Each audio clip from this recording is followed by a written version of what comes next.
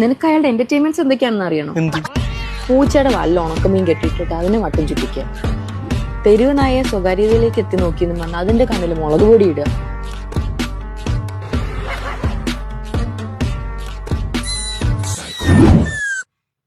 പിന്നൊരു ദിവസം അയാളുടെ കട്ടിലിൽ ഒരു കോഴി കയറി. അതിനെന്താ ചെയ്തതെന്ന് നിനക്കറിയോ? കൊന്ന്.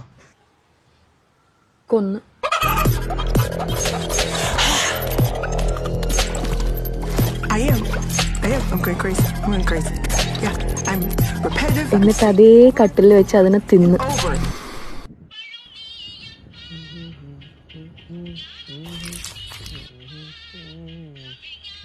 ഇതുപോലത്തെ ഒരു വടക്കിന് ഞാൻ ഇനിയും സഹിക്കണോ? നീ പറ.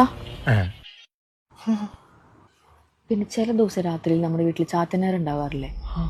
അത് ചാത്തനൊന്നല്ലടാ, ആ പ്രാന്തനാ.